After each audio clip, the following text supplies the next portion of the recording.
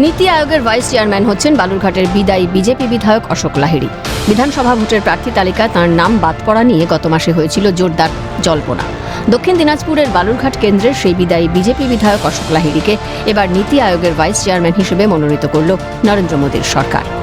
অশোকের পাশাপাশি এই বাংলারই ভূমিপুত্র বিজ্ঞানী গোবর্ধন দাসকেও নীতি আয়োগের সদস্য পদে নিয়োগের সিদ্ধান্ত হয়েছে। নীতি আয়োগের ভাইস চেয়ারম্যানের দায়িত্ব পাওয়ার পর অশোক লাহিড়ী দেখা করেন প্রধানমন্ত্রী নরেন্দ্র মোদীর সঙ্গে। প্রধানমন্ত্রীর সঙ্গে সাক্ষাতের পর তিনি জানালেন, মোদীজির অনেক স্বপ্ন, তার সঙ্গে ইতিবাচক আলোচনা হয়েছে। আজকে যেটা আশ্চর্য হলাম, আমি দেখলাম মোদীজির বিশেষজ্ঞদের সম্বন্ধে একটা বিশেষ শ্রদ্ধা আছে। বিশেষজ্ঞ, তারপর অধ্যাপক, উনি চান যে নতুন নতুন আইডিয়া আসুক, সেগুলো আমরা পরিচালনা ইমপ্লিমেন্ট করে দেশকে এগিয়ে নিয়ে যাই। তা আমার মনে হলো খুবই ইতিবাচক আলোচনা। মোদিজি চান যে নীতি আয়োগ একটা বড় শক্ত স্তম্ভ হয়ে উঠুক উন্নয়নের। 2021 সালের ভোটে প্রথমবার জিতেছিলেন অশোক লাহিড়ী। 2002 থেকে 2007 সাল পর্যন্ত তিনি ভারত সরকারের দ্বাদশ প্রধান অর্থনৈতিক উপদেষ্টা হিসেবে দায়িত্ব পালন করেছেন। একই সঙ্গে ভারতের পঞ্চদশ অর্থ কমিশনেরও সদস্য হিসেবে কাজ করেছেন। ফলে তাঁর মতো হেভিওয়েট ভোটে টিকিট না পাওয়ায় স্বভাবতই তা চর্চার বিষয় হয়ে দাঁড়িয়েছিল। এতে খানিক অস্বস্তিতে পড়েছিল গেরুয়া শিবির। তারপর থেকে তাঁকে সম্মানজনক পদে ফেরানো নিয়ে জল্পনা তীব্র হয়। অবশেষে নীতি আয়োগের ভাইস চেয়ারম্যানের দায়িত্ব পেলেন তিনি। বললেন, এটা শুধু স্বীকৃতি নয়, সুযোগও বটে। এ রাজ্যের লোকেরাও নীতি আয়োগের কাজে যোগ দিয়ে দেশকে কি করে এগিয়ে নিয়ে যাওয়া যায় সে কথা ভাববে।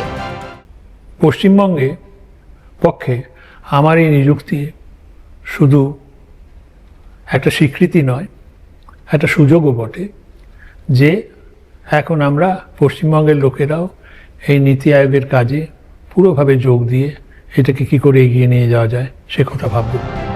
অন্যদিকে গোবর্ধন দাসকেও নীতি আয়োগের সদস্য পদে নিয়োগের সিদ্ধান্ত মোদী সরকারের। জওহরলাল নেহরু বিশ্ববিদ্যালয়ের স্কুল অফ মলিকিউলার মেডিসিনের অধ্যাপক গোবর্ধন দাস।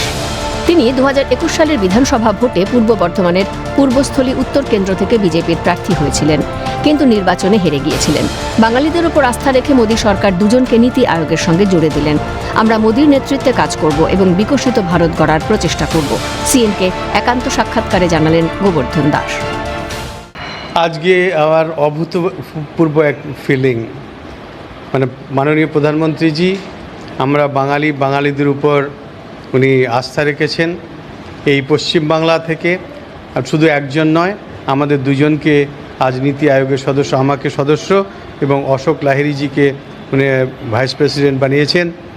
তো উনি আমাদের উপর আস্থা রেখেছেন। আমরা উনার গাইডেন্সে কাজ করব এবং দেশকে এক বিকশিত ভারত বানানোর প্রচেষ্টায় আমরা নীতি তৈরি করব এবং সেইভাবে দেশকে আগে নিয়ে যাওয়ার চেষ্টা করব। তিনি আরও বলেন, শিক্ষা, স্বাস্থ্য, অর্থনীতি নিয়ে কাজ করার দরকার। নতুন দিশা দেখিয়ে দেশকে আগে নিয়ে যাওয়ার চেষ্টা করব। দেশের কোন জায়গায় কাজ করার দরকার, কোন সাবজেক্টে কাজ করার দরকার, কোন এরিয়ায় কাজ করার দরকার, যেমন আমি বলছি শিক্ষাক্ষেত্রে কাজ করার দরকার, স্বাস্থ্যক্ষেত্রে কাজ করার দরকার, অর্থনীতির ক্ষেত্রে কাজ করার দরকার।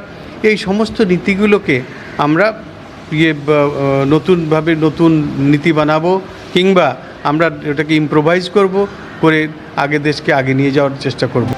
পাশাপাশি তাঁর আরও সংযোজন বাংলার হৃত গৌরবকে ফিরিয়ে আনার কাজ করব। সেই গৌরবকে ফিরিয়ে আনা আমাদের একটা কর্তব্য রইল এবং সেখানে আজকে দেখবেন যে বাংলার স্বাস্থ্য ব্যবস্থাকে ঠিক করতে হবে, বাংলার আমাদের